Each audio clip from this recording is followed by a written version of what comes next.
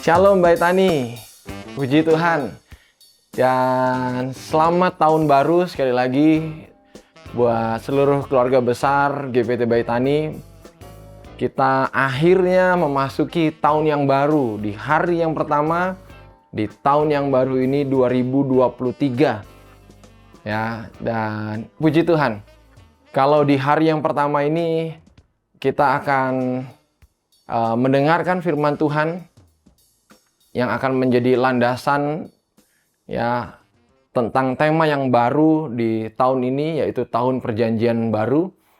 Maka biarlah Tuhan yang akan memberkati dan menuntun kita. Dan sebelum saya akan menyampaikan firman Tuhan, saya mau mengajak kita bersama-sama membuka dengan doa. Bapa kami yang di dalam surga, terima kasih buat hari yang baru, hari yang pertama di tahun yang baru 2023 ini. Dan hamba-Mu akan menyampaikan landasan kebenaran firman Tuhan bagi seluruh sidang jemaat-Mu di tempat ini. Itu sebabnya berkati kami semua dengan kuasa Roh Kudus yang sama, agar kami bisa dibuat mengerti akan apa yang menjadi maksud dan tujuan-Mu dalam kehidupan kami. Dan juga lebih lanjut, kami juga dimampukan hidup dan menghidupi, menggenapi setiap firman-Mu Tuhan. Di dalam nama Tuhan Yesus Kristus kami siap menikmati firman-Mu. Haleluya. Amin. Pagi hari ini, mengawali tahun 2023 ini, tema khotbah saya adalah sesuai dengan tema kita bulan ini adalah perjanjian baru. Ya. Dan sebagai ayat yang akan menjadi landasan buat kita di sepanjang tahun ini, saya akan mengajak kita membuka Alkitab kita di kitab kitab Yeremia pasal yang ke-31 dari ayat yang ke-31 sampai yang ke-34.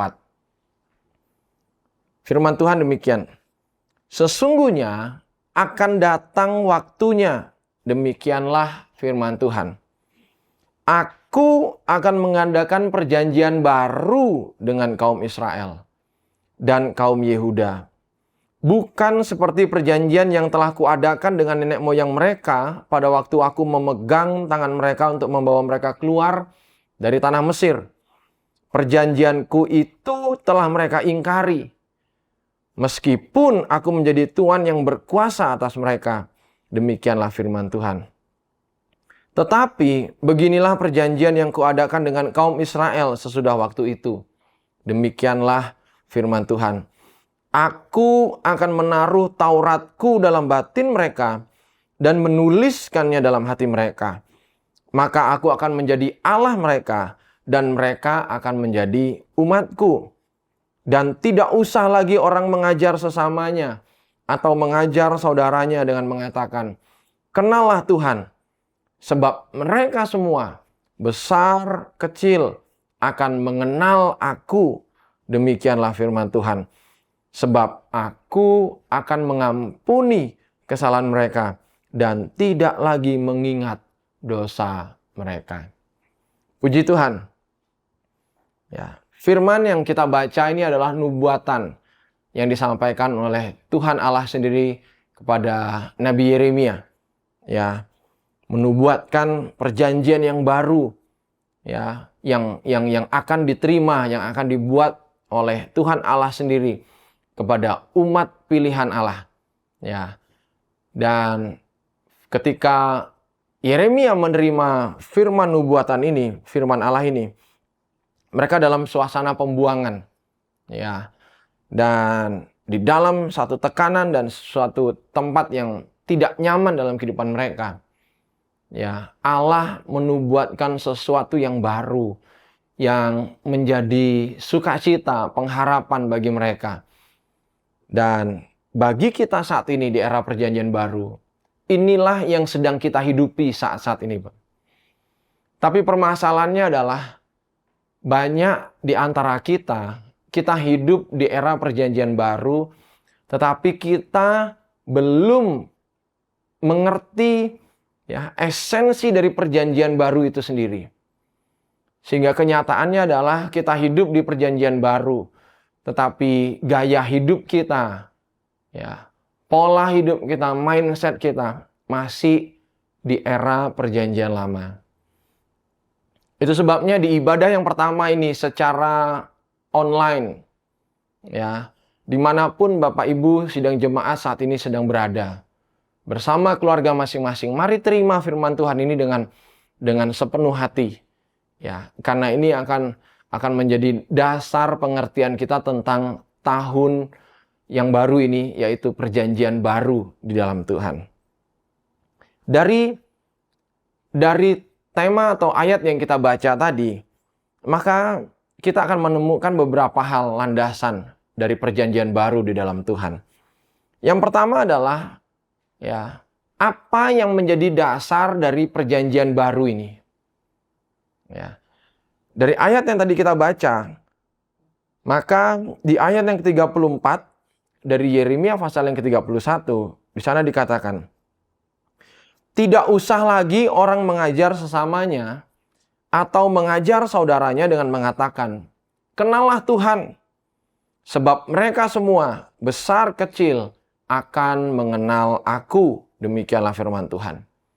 Sebab aku akan mengampuni kesalahan mereka dan tidak lagi mengingat dosa mereka. Ya. Apa dasar dari perjanjian baru ini, Bapak Ibu sidang jemaat sekalian kasih Tuhan? Dasar perjanjian baru ini adalah unlimited forgiveness. Ya, pengampunan yang tidak terbatas.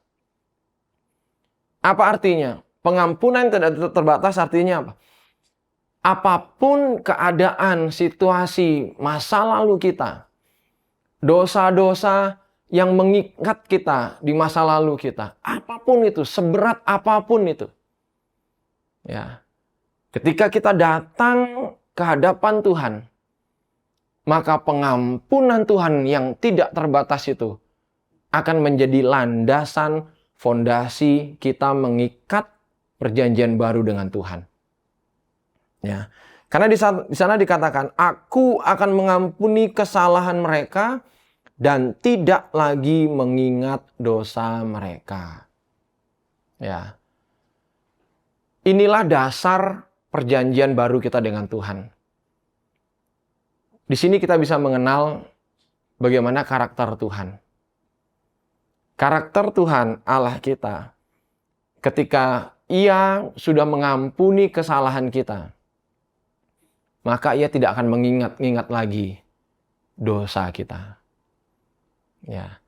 Itu sebabnya ketika kita pun hidup di era perjanjian baru ini, ketika kita bersinggungan, bersosialisasi ketika kita membangun nikah rumah tangga, ketika kita dalam parenting dengan anak-anak kita, ketika kita dalam bekerja, dalam pelayanan, kita pasti akan bersinggung dengan banyak orang, ada banyak situasi, dan ada banyak orang-orang yang akan bisa berbuat salah kepada kita, menyakiti kita, bahkan berbuat dosa terhadap kita. Tetapi belajar dan ingat, landasan dari perjanjian baru itu adalah unlimited forgiveness. Sebagaimana kita juga sudah menerima pengampunan yang tidak terbatas dari Tuhan. Maka ketika ada orang-orang di sekitar kita, ya, yang mungkin mereka menzolimi kita, ya, yang berbuat jahat terhadap kita, maka salah satu karakter ilahi adalah kita diharuskan untuk mengampuni mereka sebagaimana kita sudah diampuni oleh Bapa Surgawi kita. Inilah yang menjadi landasan perjanjian baru di dalam Tuhan. Ya, demikian juga di dalam pernikahan kita. Suami istri akan ada banyak tantangan, situasi, ya, permasalahan, keadaan yang tidak sesuai dengan yang kita bayangkan, kita harapkan. Ya, perkataan kita menyakiti pasangan kita, demikian juga sebaliknya. Ya, kepada anak-anak kita, anak-anak kepada orang tua. Ya. Dan itu menjadi sumber atau potensi terjadinya konflik. Ya, di dalam kehidupan kita sehari-hari mungkin. Tetapi mari kita sama-sama mengingat bahwa landasan, fondasi dari perjanjian baru itu adalah unlimited forgiveness. Ya. Mari kita hidup, benar-benar menghidupi pengampunan yang dari Allah yang tidak terbatas itu dalam kehidupan kita. Dalam bentuk apa? Kita mensyukuri bahwa kita ini benar-benar adalah manusia-manusia yang tidak layak, yang berdosa, tapi kita sudah diampuni dengan kasih yang tidak terbatas. Ya. Kasih yang sudah dinyatakan melalui pengorbanan Kristus di kayu salib. Kasih yang sempurna yang sudah kita terima. Dan itulah yang menjadi landasan fondasi perjanjian baru ini, Bapak. Ya, itulah kasih karunia. Itu sebabnya ketika kita menjalani hidup kita, mari kita sadar. Ya, dan kita bersyukur. Dengan cara apa?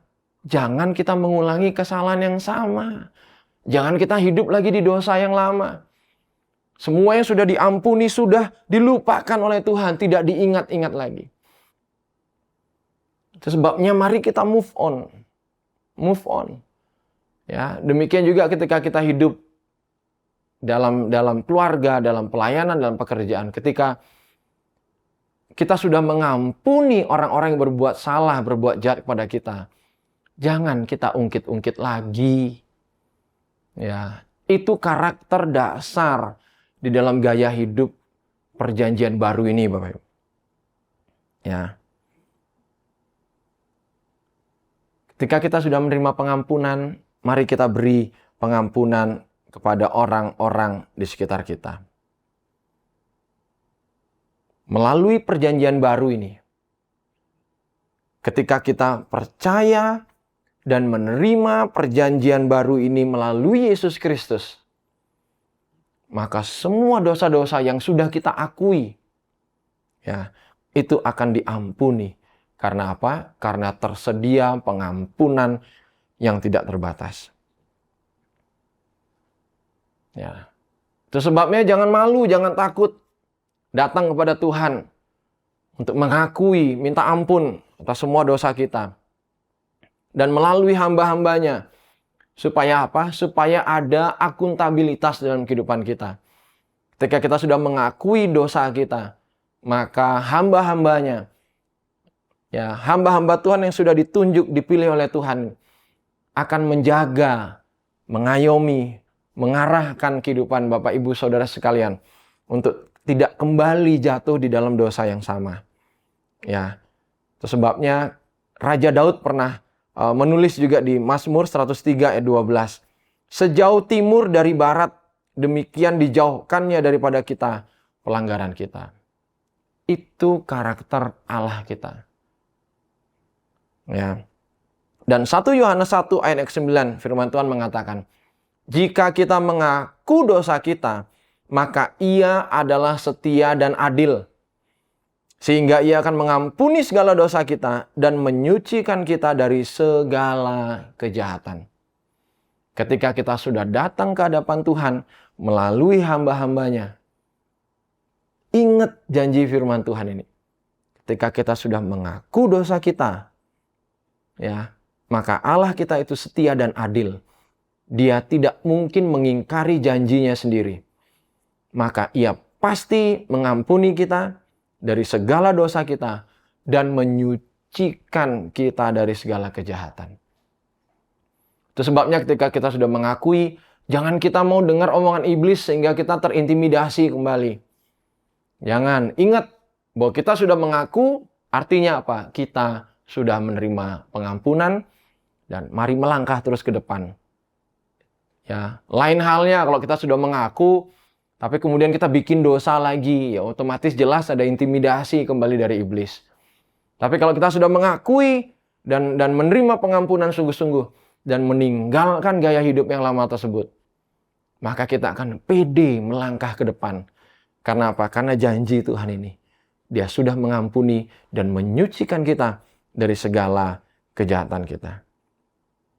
Kenapa ini menjadi fondasi dari perjanjian baru, Bapak?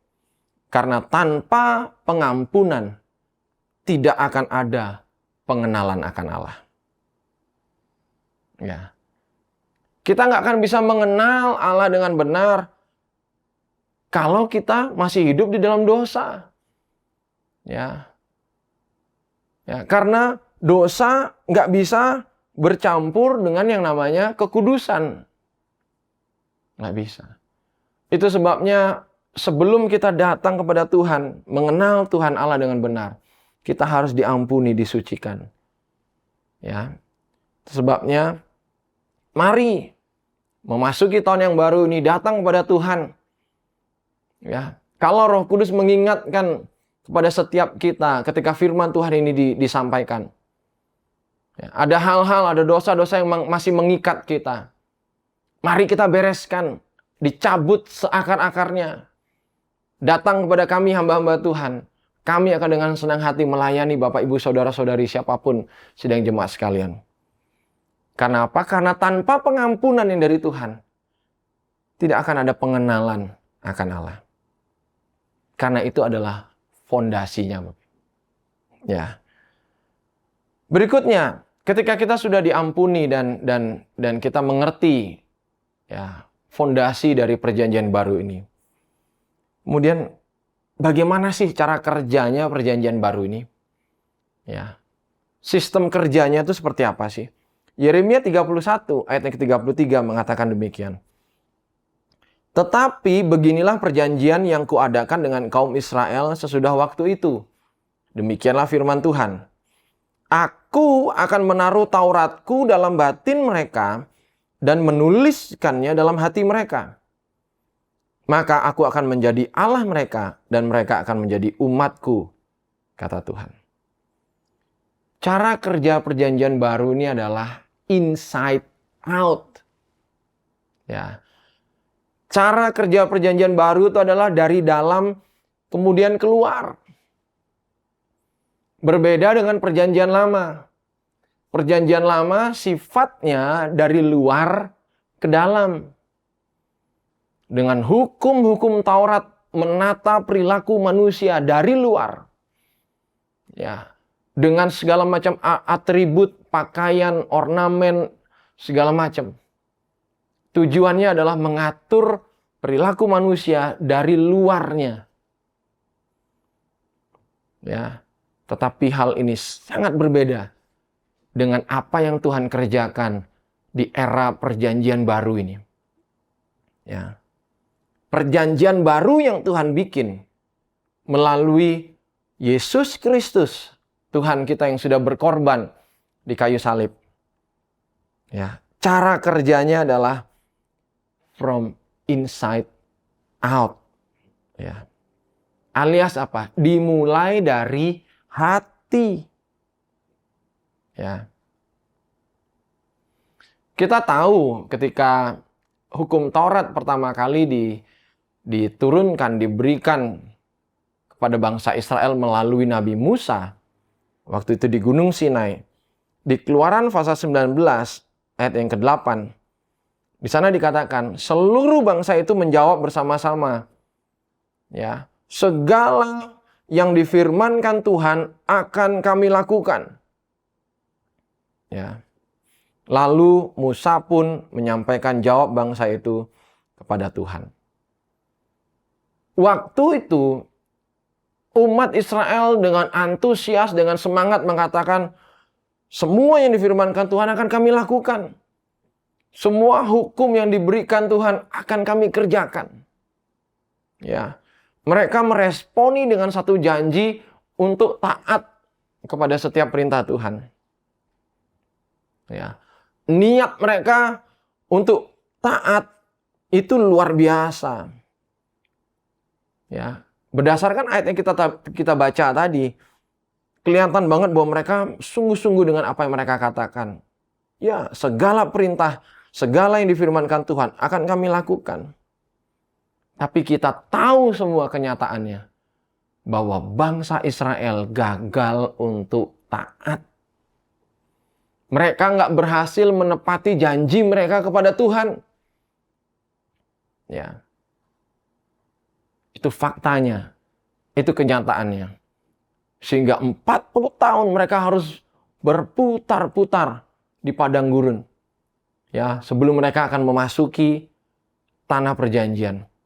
Dan yang memasuki tanah perjanjian itu pun adalah generasi yang kedua. Sedangkan generasi yang pertama yang keluar dari Mesir itu hanya tersisa Yosua dan Kaleb yang berhasil masuk ke tanah perjanjian. Artinya apa? Mereka gagal menepati janji mereka. Ya. Dan Allah kita itu Allah yang luar biasa. Allah mengetahui bahwa umatnya nggak mampu untuk menepati janji mereka kepada Tuhan. Itu sebabnya Tuhan Allah membuat janji yang baru. Tuhan bilang apa? Kamu, kalau kita baca di Yeskiel pasal yang 36 ayat yang ke-26. Di sana dikatakan demikian.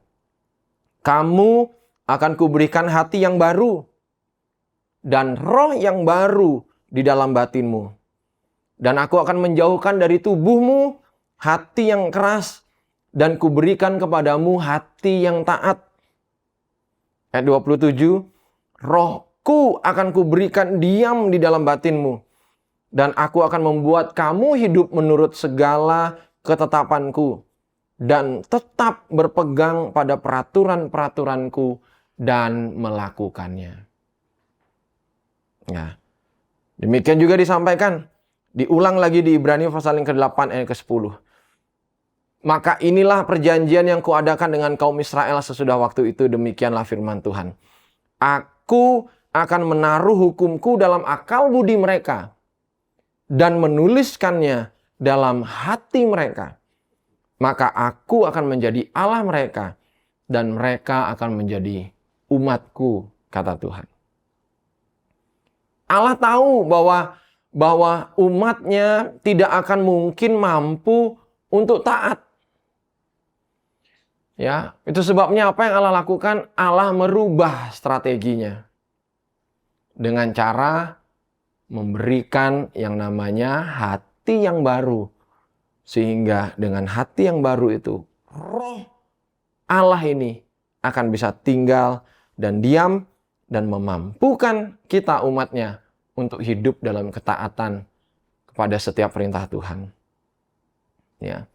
Dan janji akan roh penolong ini, ya, ini sudah dipenuhi melalui hadirnya Roh Kudus, ya, yang sudah terjadi 2000 tahun yang lalu, ditandai dengan dipenuhinya murid-murid Yesus di loteng Yerusalem setelah kenaikan Tuhan Yesus ke surga.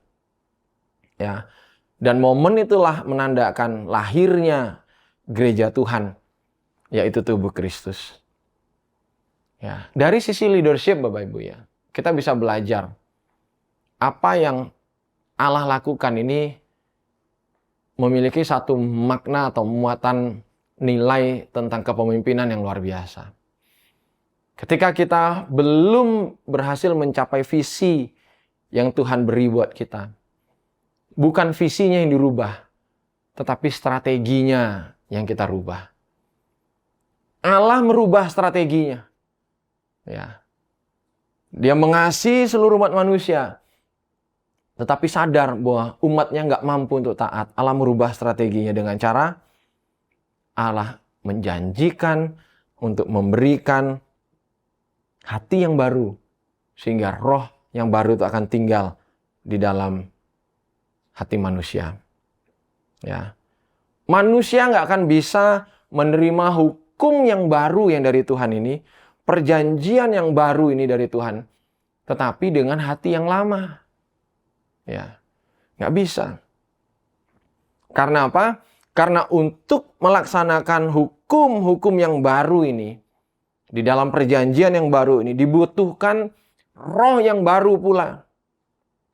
Yaitu Roh Kudus, Roh Penolong. Dan Roh Kudus ini nggak bisa tinggal di hati yang lama. Hati yang masih kotor, hati yang belum diampuni, belum disucikan.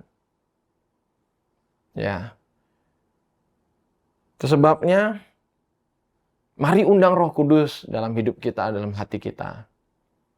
Karena Roh Kudus inilah yang akan mampu merubah dari dalam keluar. Sehingga nantinya perilaku kita akan mengalami perubahan. Karena apa?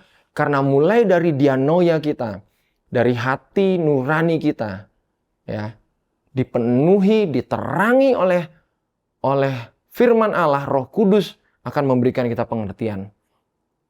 Dan kemudian kita akan melakukan setiap firman Allah itu. Dan kemudian terjadilah yang namanya perubahan perilaku, perubahan karakter. Ya, orang-orang yang hidup di dalam perjanjian baru ini. Tentu saja orang-orang yang sudah dibebaskan dari dosa, ya, gaya hidupnya pasti berbeda dengan orang-orang yang masih terikat dengan dosa. Ya. Dan di akhir zaman ini, Bapak, ketika kita mengikuti perkembangan zaman, kita melihat bagaimana dosa itu dikampanyekan, dosa dengan gaya hidupnya dikampanyekan dengan sangat masif, dengan sangat luar biasa. Dipromosikan, bahkan diperjuangkan untuk menjadi legal masuk di dalam tatanan hukum negara-negara. Ya, dan ini yang sedang terjadi sekarang. Kegerakan dari LGBTQ, ya, yang sampai menjadi gerakan politis, yang masuk ke negara-negara, masuk ke event-event internasional, ya, bahkan sampai pelaksanaan Piala Dunia yang terakhir yang bulan lalu kita sudah lihat bagaimana propaganda kegerakan dari gaya hidup yang tidak sesuai dengan firman Tuhan ini, ya, berusaha dipromosikan. Bahkan salah satu negara adidaya Amerika Serikat sudah menandatangani, ya, melegalkan gaya hidup LGBTQ ini, Bapak. Dan itu sangat mengerikan. Dan itulah yang sedang menjadi tantangan kita. Itu sebabnya gereja Tuhan harus menyampaikan kebenaran firman Tuhan ini, Bapak. Saya sebagai hamba Tuhan harus menyampaikan kebenaran firman Tuhan ini. Kita berdoa bagi orang-orang yang sedang bergumul, yang diikat oleh dosa ini. Kita mengasihi pribadinya. Ya, tetapi yang harus kita sampaikan kebenaran adalah perilaku yang tidak sesuai dengan firman Tuhan ini. Maka kita doakan, ya, kita rangkul orang-orang yang sedang terikat ini, untuk mereka juga bisa menerima kasih pengampunan yang dari Tuhan. Supaya mereka juga akan mengalami keubahan sebagaimana kita juga sudah mengalami keubahan terlebih dahulu. Dan semua itu hanya bisa terjadi melalui peranan Roh Kudus di dalam kehidupan kita. Roh Kudus yang akan merubah cara pikir kita, ya, memberikan kita pengertian dan kemudian kemampuan untuk melakukan firman Tuhan. Itu sebabnya sistem atau cara kerja perjanjian baru ini dari dalam keluar. Ya, dari hati yang sudah diubahkan, ya, hati yang baru, kemudian Roh Kudus ini, roh yang baru ini diberikan dalam kehidupan kita, itu akan mengubah karakter perilaku kita sehari-hari. Ya, itu sebabnya jangan tertipu dengan penampilan luar manusia. Ya, karena ada banyak orang yang kelihatannya rohani, kelihatannya agamis dari luar. Tapi kenyataannya perilakunya di dalam tidak sesuai dengan apa yang ditampilkan di luar. Ya, jangan terkecoh dengan penampilan luar manusia. Sebaliknya jangan terkecoh dengan orang-orang yang sederhana. Ya, orang-orang yang tidak muncul di permukaan mungkin. Tetapi hatinya berkenan di hadapan Tuhan. Karena Tuhan melihat hati. Ya. Dan ciri yang utama dari umat perjanjian baru ini adalah Umat perjanjian baru adalah umat yang memiliki hati dan roh yang baru. Ya. Kemudian bagian yang berikutnya adalah bagaimana sifat dari perjanjian baru ini. Ya. Sama atau enggak dengan perjanjian lama yang sudah kita baca, yang sudah diterima oleh bangsa Israel. Dari Yeremia pasal yang 31 tadi, ayat yang 34, kita akan bisa melihat bagaimana sifat perjanjian baru ini. Dan tidak usah lagi orang mengajar sesamanya atau mengajar saudaranya dengan mengatakan, "Kenallah Tuhan." Sebab mereka semua, besar, kecil, akan mengenal aku, kata Tuhan. Demikianlah firman Tuhan, sebab aku akan mengampuni kesalahan mereka dan tidak lagi mengingat dosa mereka. Saya mau memberi penekanan di kalimat, sebab mereka semua, besar kecil, akan mengenal aku. Demikianlah firman Tuhan. Sifat dari perjanjian baru ini, Bapak Ibu, adalah personal, intimate relationship. Satu hubungan relasi yang intim dan sifatnya personal. Ya. Kalau di era perjanjian lama, kalau kita kembali mundur sedikit di era perjanjian lama, di zaman perjanjian lama, sangat sedikit orang yang memiliki hubungan atau relasi dengan Allah. Sedikit banget. Ya.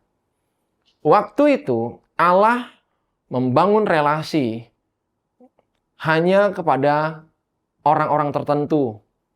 Ya, kepada nabi-nabinya, kepada raja-rajanya, ya, kepada imam-imam besar mungkin. Dan hubungan itu bersifat sangat terbatas dan ya sangat eksklusif. Gitu. Tetapi apa yang kita terima di dalam perjanjian baru ini, Bapak Ibu, sangat berbeda. Di perjanjian lama, umat Allah, umat Israel itu seperti dalam posisi yang sangat jauh dengan Allahnya. Ya. Sehingga yang berhubungan dengan Allah itu hanya raja-raja mereka dan diwakili oleh imam-imam besar mereka, diwakili oleh nabi-nabi mereka. Sehingga ada jarak antara pemimpin-pemimpin agama ini, pemimpin-pemimpin rakyat ini dengan rakyatnya, dengan umatnya. Ada jarak yang sangat jauh, apalagi dengan Tuhannya. Ya.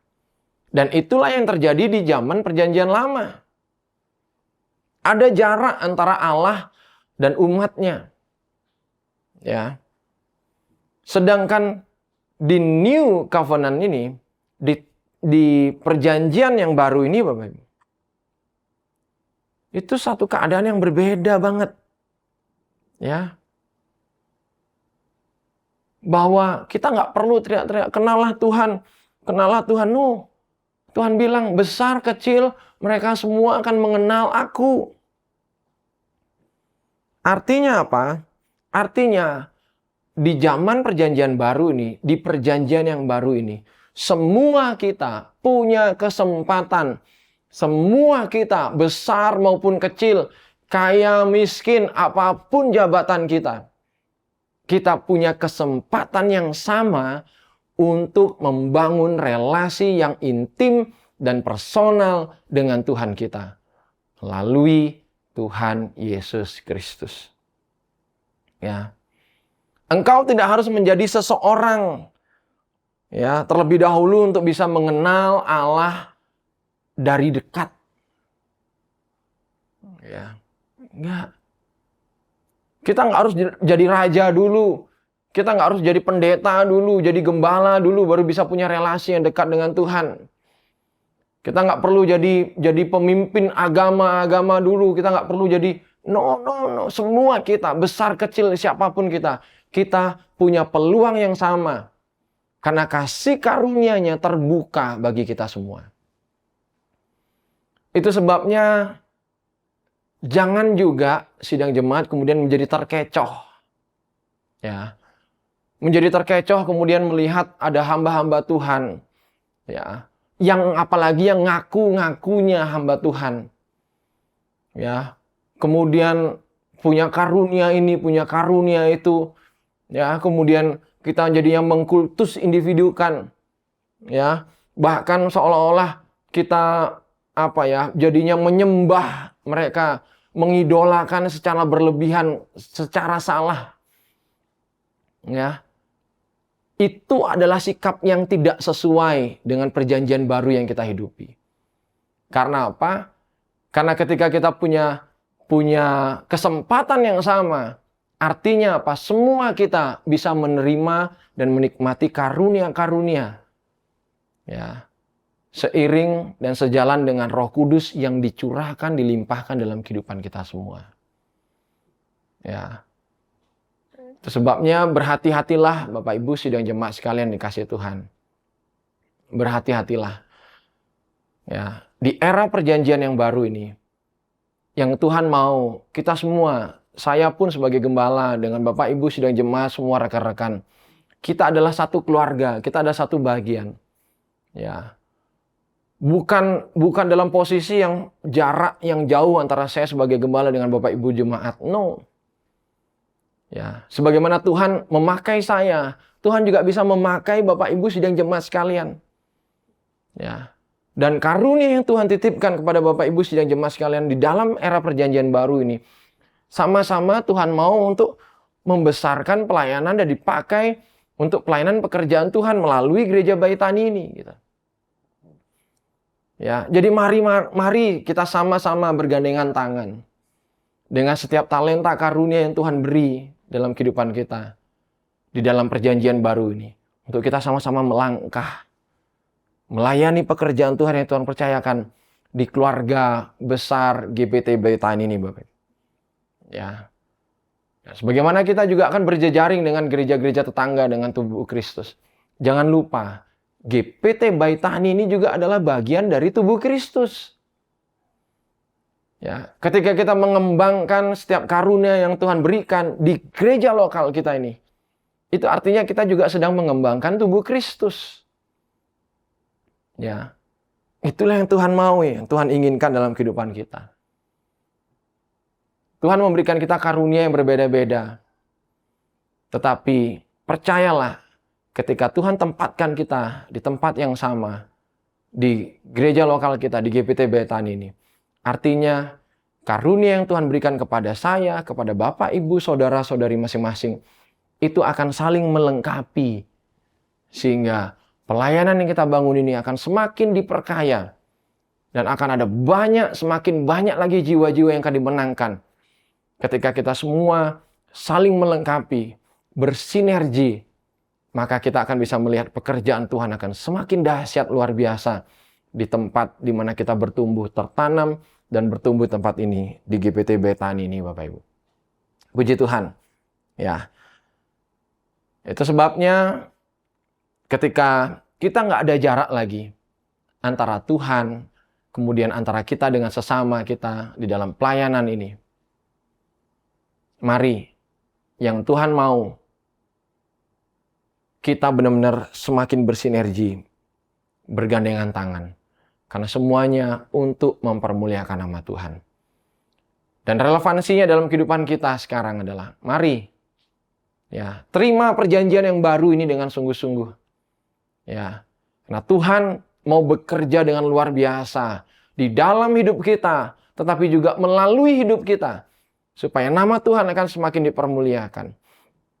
Itu sebabnya, mari serahkan hidup kita, ya, hati kita, pikiran kita. Supaya apa? Supaya Tuhan bisa bekerja inside out. Ya, inside out. Dan jangan ada lagi kita menyimpan dosa-dosa, kesalahan di masa lalu kita. Mari kita bereskan semuanya di hadapan Tuhan. Dan setelah itu semua beres, mari kita melangkah dengan pasti. Melangkah dengan iman, keyakinan. Ya. Tanpa lagi membawa beban-beban dosa-dosa di masa lalu. Mari kita melangkah. dengan penuh keberanian untuk kita melihat rancangan Tuhan, rencana Tuhan itu akan tergenapi di dalam hidup kita, melalui hidup kita. Ya. Dan biarlah landasan-landasan perjanjian baru ini menjadi kekuatan bagi kita, ya, menjadi inspirasi, menjadi pengertian yang baru buat kita untuk kita melangkah memasuki tahun 2023 ini.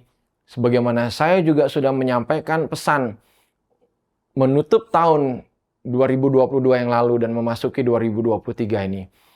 Dan mari benar-benar kita mencintai Taurat Tuhan, merenungkannya siang dan malam, menjadi satu gaya hidup yang baru. Sehingga apapun kegelapan yang ada di depan kita, kita akan bisa lewati karena ada terang firman Tuhan. Pengampunan Allah itu sudah terjadi dalam kehidupan kita. Kita sudah disucikan, dimurnikan, sehingga kita bisa pede melangkah dengan pasti. Tuhan pasti akan menyertai sesuai dengan janjinya. Dia tidak akan pernah meninggalkan kita sekalipun. Tuhan Yesus memberkati kita, dan happy Sunday. God bless you. Izinkan saya menutup firman Tuhan, renungan firman Tuhan pada minggu ini dengan di dalam doa. Mari kita satukan hati dalam doa. Bapa Surgawi, di dalam nama Tuhan Yesus Kristus, hamba-Mu bersyukur buat penyertaan Tuhan, dan kami semua sudah ada di tahun yang baru, 1 Januari 2023 ini Tuhan. Maka sebelum kami akan melangkah lebih jauh sepanjang tahun ini Tuhan, dengan firman yang sudah kami terima di awal tahun ini, di hari yang pertama di tahun yang baru ini Tuhan, maka biarlah kami benar-benar meletakkan hidup kami di dalam fondasi yang benar, yaitu kami hidup di dalam pengampunan yang dari Engkau Tuhan. Biarlah semua kami adalah pribadi-pribadi yang sudah beres, pribadi-pribadi yang benar-benar sudah diampuni oleh Tuhan. Kami sudah selesai dengan diri kami sendiri Tuhan. Kami sudah selesai dengan masa lalu kami. Kami sudah selesai dengan dosa-dosa kami di masa lalu. Karena itu adalah fondasi kami untuk melangkah di tahun ini dan seterusnya Tuhan. Dan kami akan menghidupi setiap kebenaran firman Tuhan ini. Dan pengampunan yang sudah kami terima, ini akan mengubah kami dari dalam dan keluar. Kami dilayakkan untuk menerima hati yang baru dan roh yang baru ini Tuhan, yang akan mampu mengubah kami inside out. Sehingga perubahan itu bukan hanya kami rasakan, tetapi juga orang-orang di sekitar kami juga melihat dan mengakui bahwa benar-benar perubahan sudah terjadi dalam kehidupan kami, bukan karena kekuatan kami, tapi karena Tuhan yang memampukan dan melakukannya di dalam hidup kami. Itu sebabnya Tuhan berkati setiap umat-Mu yang sudah mendengar bagian firman ini. Biarlah hati mereka dipenuhi Roh Kudus-Mu Tuhan. Dan Roh Kudus-Mu yang akan mengubah setiap hidup mereka. Pola pikir mereka yang lama, semua sudah dibasuh, disucikan di dalam nama Yesus. Sehingga kami menerima gaya hidup yang baru, pola hidup yang baru, pola pikir yang baru dari Tuhan. Dan kami berjalan dengan pasti, dengan iman. Tuhan pasti menyertai memberkati kami. Berkati setiap pribadi, berkati setiap umat-Mu Tuhan. Dan apapun yang menjadi planning, rencana, visi yang Tuhan beri bagi kami semua di 2023 ini Tuhan. Kami mau membawa semuanya di bawah kaki-Mu Tuhan. Biar Engkau yang akan memberkati kami semua. Sehingga apapun yang kami lakukan sepanjang tahun ini Tuhan, itu adalah benar-benar disertai dan berkenan di hadapan Tuhan. Dan setiap langkah-langkah kami percaya di dalam perjanjian baru ini Tuhan, langkah-langkah kami adalah langkah-langkah yang berkemenangan. Setiap langkah kami adalah langkah yang diberkati oleh Tuhan. Maka apapun yang akan kami kerjakan di tahun ini Tuhan, semuanya pasti akan mendatangkan berkat. Dan kami gunakan kembali untuk menjadi berkat, mempermuliakan nama Tuhan. Hamba berdoa dan menolak segala bentuk kekuatan jahat apapun yang berusaha mengganggu umat-Mu, supaya disingkirkan, dijauhkan di dalam nama Yesus. Dan sebaliknya, kami melangkah dengan pasti, dengan iman, dan siap untuk dipercaya Tuhan hal-hal yang besar dalam kehidupan kami ke depan.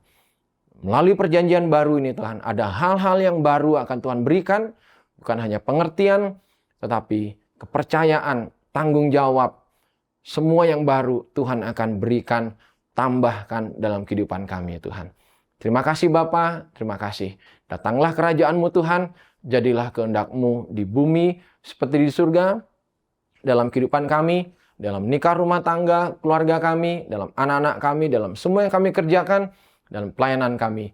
Semuanya untuk kemuliaan nama Tuhan. Di dalam nama Tuhan Yesus Kristus, hamba berdoa dan melepaskan berkat kepada sidang jemaat sekalian. Dan Bapak Ibu keluarga Baik Tani dikasih Tuhan, mari terimalah berkat anugerah kasih sayang dari Allah Bapa, damai sejahtera dari Putranya yang tunggal, dan dengan persekutuan Roh Kudus-Nya akan memberkati kita semua pada hari ini, esok, bahkan seterusnya sampai Maranatha. Berkat Allah dilimpahkan sempurna dalam kehidupan kita semua. Terimalah berkat dan jadilah berkat. Percaya sama-sama katakan, amin. Selamat hari Minggu, Tuhan Yesus memberkati kita semua. Shalom.